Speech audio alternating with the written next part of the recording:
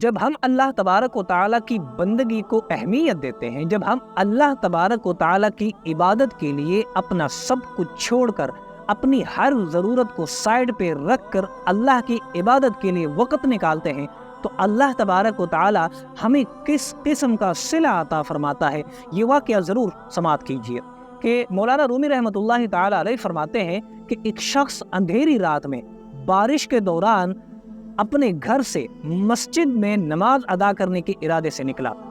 جیسے ہی وہ گھر سے نکلا، بہت زیادہ اندھیرا ہونے کی وجہ سے اسے رستے میں ٹھوکر لگی، وہ منہ کے بل گرا، اس کے سارے کپڑے پلید ہو گئے۔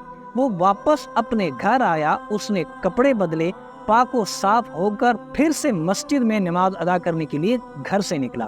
وہ اسی طرح دوبارہ کیچڑ میں گرا، اس کے کپڑے خراب ہوئے، وہ پھر اپنے گھر آیا۔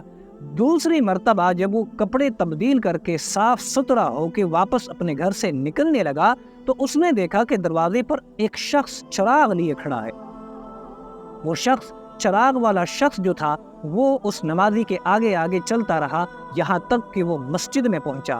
چراغ والا شخص دروازے پر رکا، نمازی اندر جا کر نماز ادا کر کے واپس باہر آیا۔ اس نے دیکھا کہ وہ چراغ والا شخص ابھی تک وہیں موجود ہے۔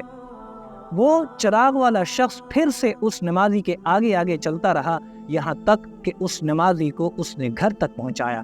جیسے ہی وہ پلٹنے لگا، نمازی نے پوچھا کہ اے شخص، بتاؤ تو صحیح کہ تم ہو کون، اور تم نے اسپیشل میرے لیے چراغ کا انتظام کیوں کیا؟ تم باقاعدہ طور پر میرے لیے چراغ لے کر آئے، مجھے مسجد تک چھوڑا، مسجد سے واپس اپنے گھر چھوڑا، اور اب تم واپس جا رہے ہو، اس میں کیا راز ہے؟ تو اس شخص نے جواب دیا کہ اگر میں سچ بتاؤں تو میں ابلیس ہوں، شیطان ہوں۔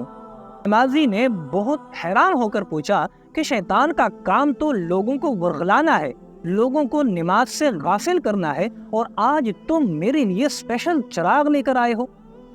ابلیس نے کہا کہ جب تم پہلی مرتبہ کیچڑ میں گرے، اس وقت اللہ تبارک و تعالیٰ نے تمہارے عمر بھر کے گناہ معاف کر دیے۔ پھر جب تم دوسری مرتبہ کپڑے پہن کر نماز کے لیے نکلے اور پھر تم گرے، اس وقت اللہ تبارک و تعالیٰ نے تمہارے پورے خاندان کو بخش دیا، اللہ نے تمہارے خاندان کے سارے گناہ معاف کر دیے۔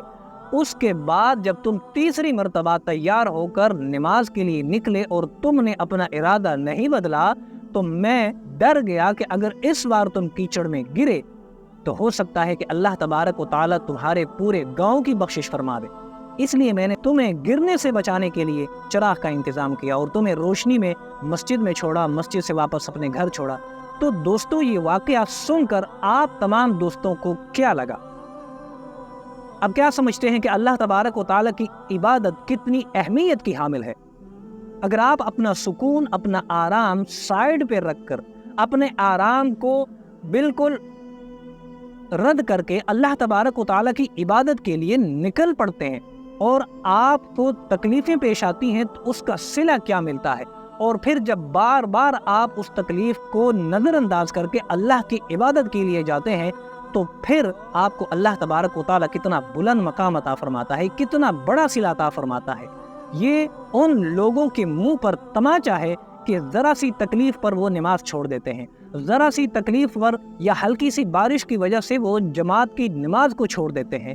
ہم کیوں اللہ تبارک و تعالیٰ کی عبادت کو اتنا ہلکا سمجھ لیتے ہیں کہ ہم اپنی چھوٹی چھوٹی ضرورتوں کے لیے اللہ تبارک و تعالیٰ کی عبادت کو چھوڑ دیتے ہیں؟ ہم نماز تو قضا کر دیتے ہیں، لیکن اپنی روز مرہ ضروریات کو پورا کرنا نہیں قضا کرتے۔